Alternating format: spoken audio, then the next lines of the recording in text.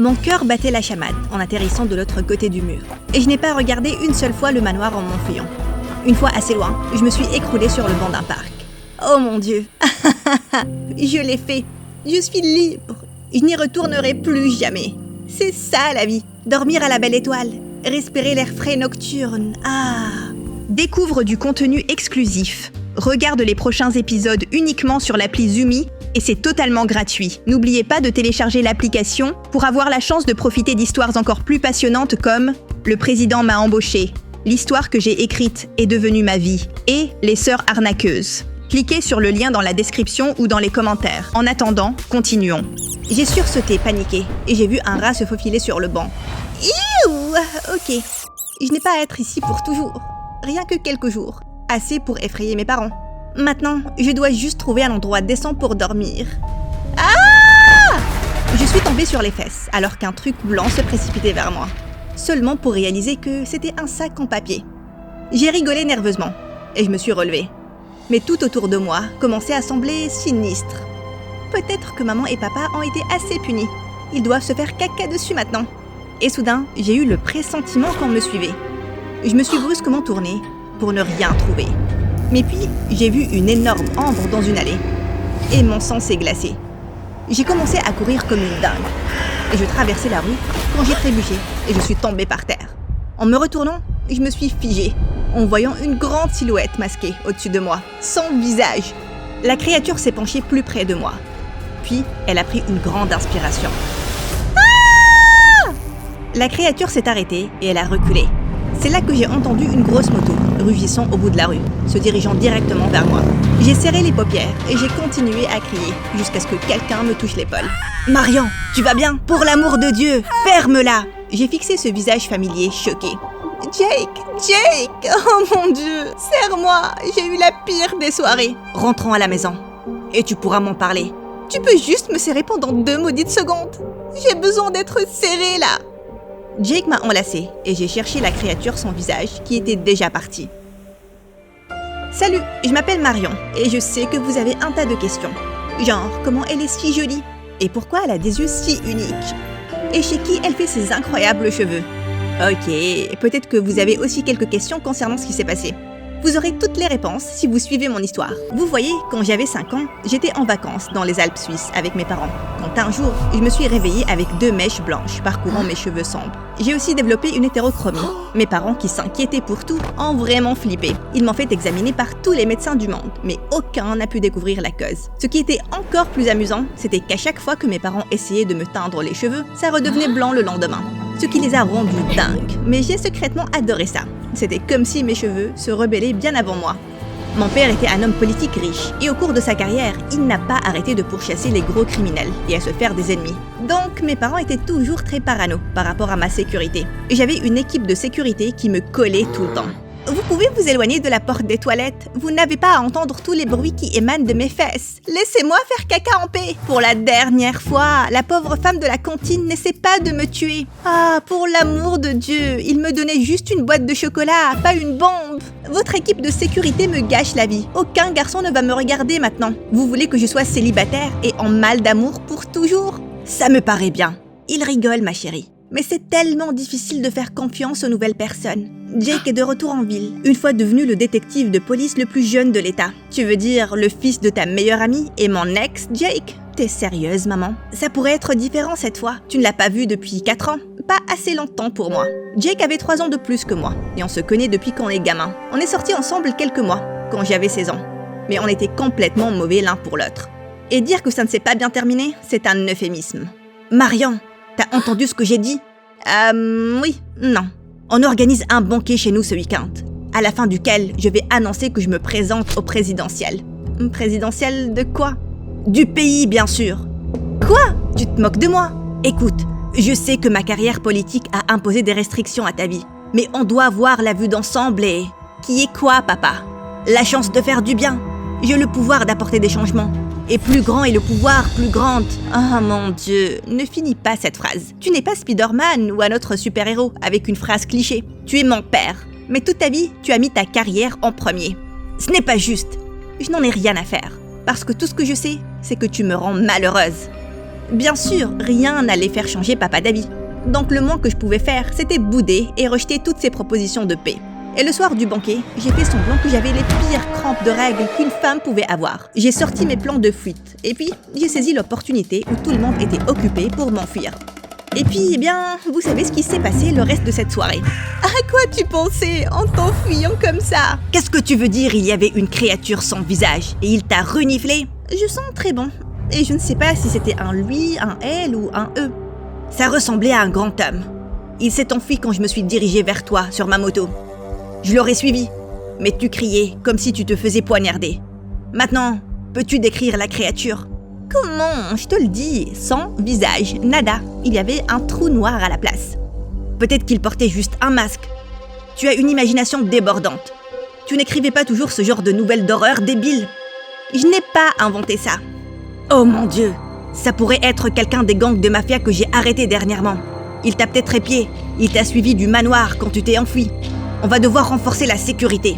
Tu veux dire, hormis les 8 débiles qui me suivent déjà partout toute la journée? Sauf votre respect, monsieur, je pense qu'on a besoin d'un garde du corps personnel plus qualifié. Je peux interviewer quelques candidats pour vous. Ce serait super, Jake.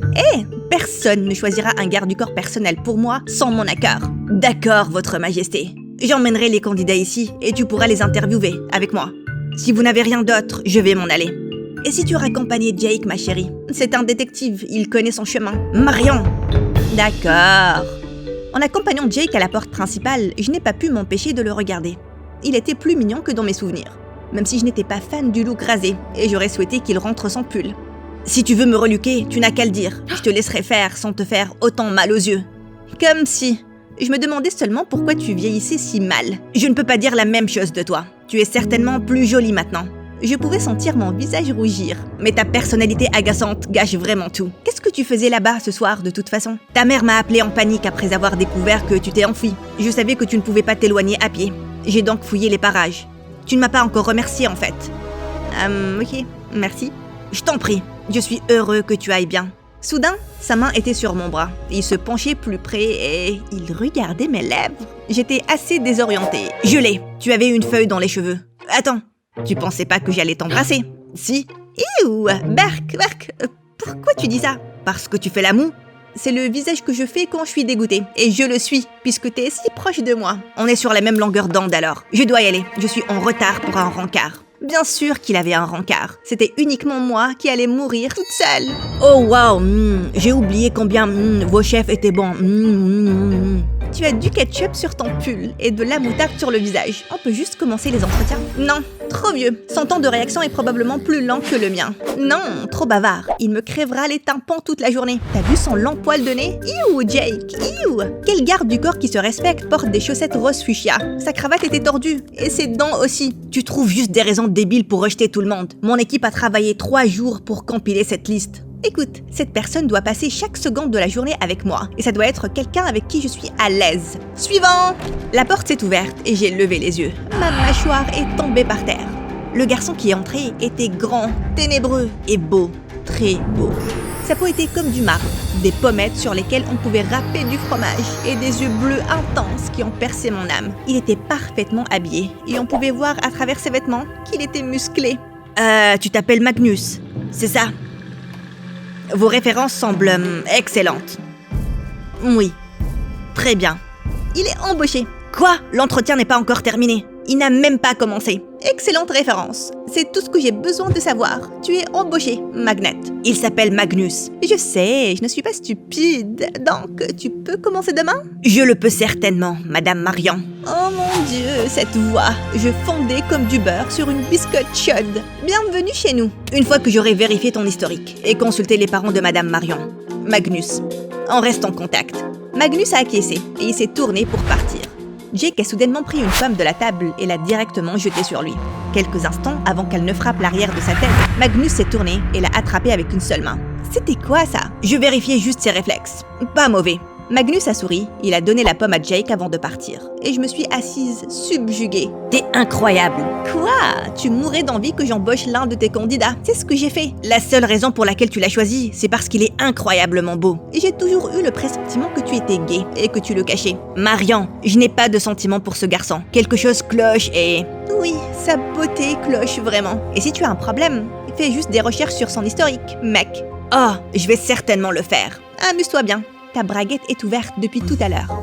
Quoi? Non, c'est pas vrai. Mais tu as regardé. La vérification de l'historique n'a rien révélé de suspicieux. Donc mes parents étaient contents d'embaucher Magnus. Et le lendemain, ils l'ont installé dans une chambre proche de la mienne. J'étais extatique. Je devais juste m'efforcer d'être cool quand il était là. Et ne pas montrer que j'avais un énorme coup de cœur pour lui. Et quand je suis allée à la fac avec Magnus à mes côtés, je pouvais voir que tout le monde flippait. Même ma prof de philo. Elle a été tellement distraite par sa présence qu'elle a renversé de l'eau sur son bureau. Elle s'est assise sur ses lunettes et elle a trébuché dans un fil. Meuf, t'as trop de chance que ta vie soit en danger. Je suis trop jalouse là. Je sais, tu vas essayer de le draguer, hein? Non, c'est tellement inapproprié. L'idée de dépasser les limites avec un employé ne me traverserait jamais l'esprit. De quoi j'ai l'air dans cette robe rouge? Ce n'est pas mon travail d'avoir un avis sur vos vêtements, Madame Marian. Ok, alors... Oh mon Dieu, la fermeture éclair est coincée. Je ne rigole pas, elle ne bouge pas, vraiment pas. Et d'une demoiselle en détresse. Magnus s'est approché et j'ai senti sa main sur mon dos et mon cœur a commencé à s'emballer. Je vais appeler une employée de la boutique. Pourquoi tu ne commandes pas quelque chose aussi? Je ne mange pas et ne bois pas au travail. Mais tu es tout le temps au travail. En fait, ça dérange ta petite amie que ton travail consiste à prendre soin d'une jolie fille? Je n'ai pas de petite amie. Oh, Dieu merci. Je veux dire, je suis contente parce que j'ai un don pour mettre les gens ensemble. Pas de personne spécifique en tête pour toi, là, mais je pourrais chercher. Donc, quel est ton genre de fille? Celle qui n'existe pas. La voiture est là, madame. On y va.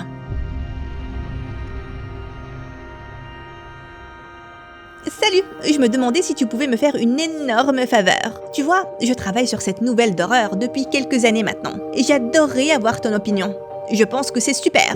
Ok, je ne veux pas me jeter de fleurs, mais j'aime beaucoup les 10 premiers chapitres. Non, attends, 5. Les 5 premiers chapitres sont bien. Ok, bien, les 3 premières pages. Bon, j'adore le titre, et peut-être que le reste est mauvais. Ce sont des années de travail, et j'ai peur que ça soit mauvais. Et j'ai besoin que quelqu'un le lise et me le dise.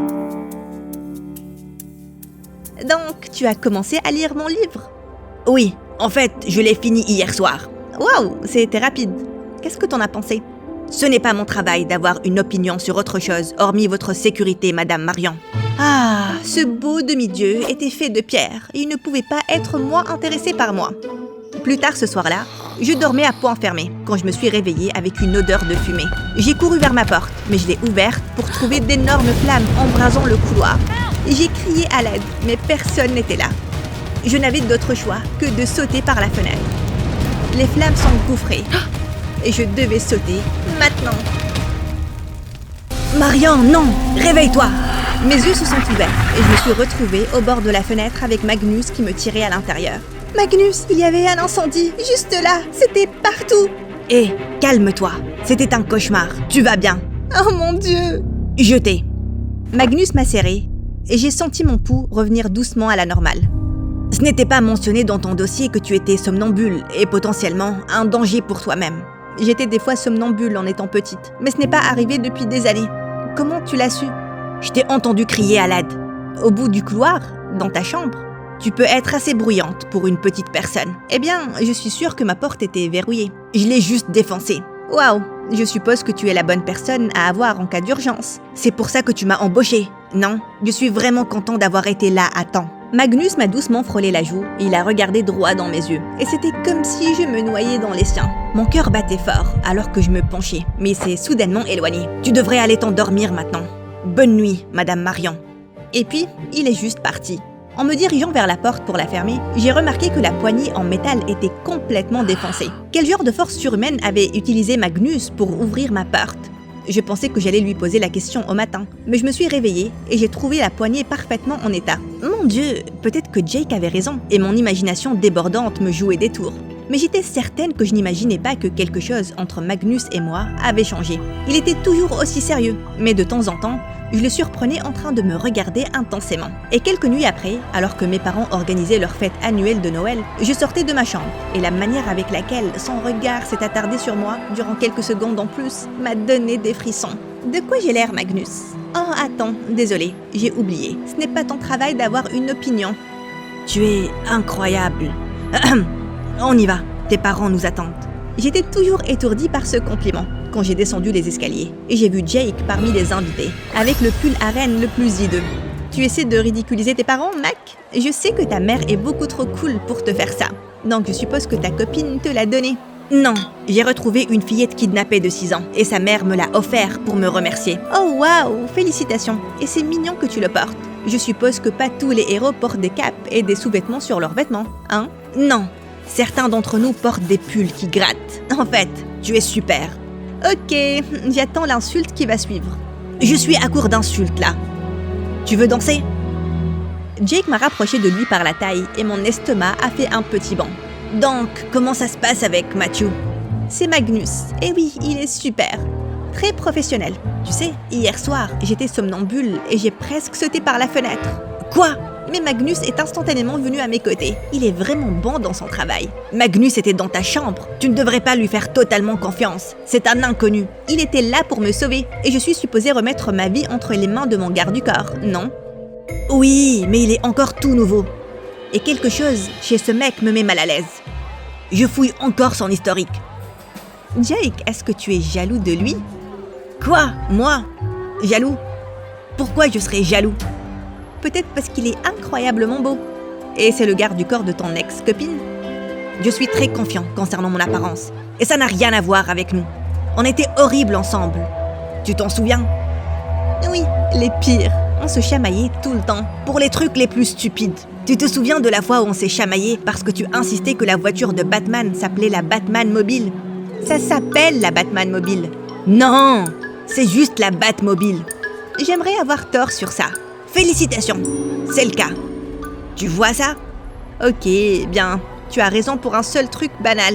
Je peux avoir ça par écrit? On a tous les deux rigolé. Tout n'était pas mauvais. Je veux dire, quand on était ensemble. Non, je peux me souvenir de très bons moments.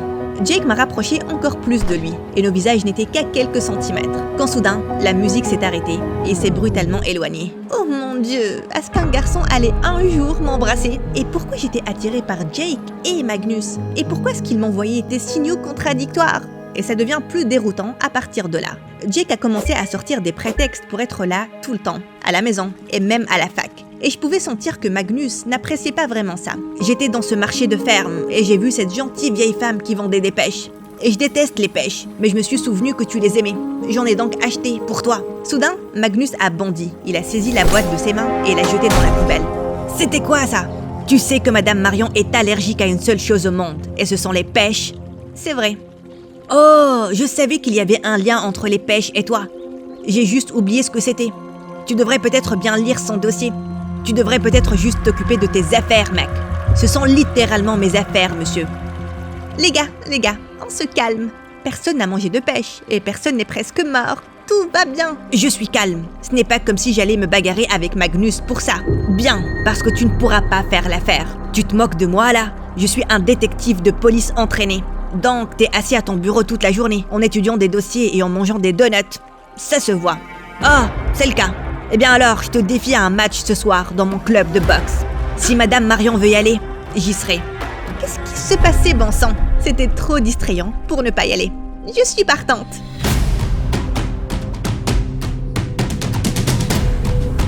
Tu veux voir ce qui se passe ensuite?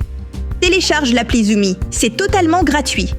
En plus, nous offrons chaque jour 1 000 € à une personne choisie au hasard qui téléchargera l'appli. Tu pourras aussi profiter d'histoires encore plus excitantes comme « Le président m'a embauché »,« L'histoire que j'ai écrite est devenue ma vie » et « Les sœurs arnaqueuses ». Cliquez sur le lien dans la description ou dans les commentaires. Tu peux également cliquer ici ou scanner le QR code. Télécharge maintenant pour savoir ce qui se passe ensuite.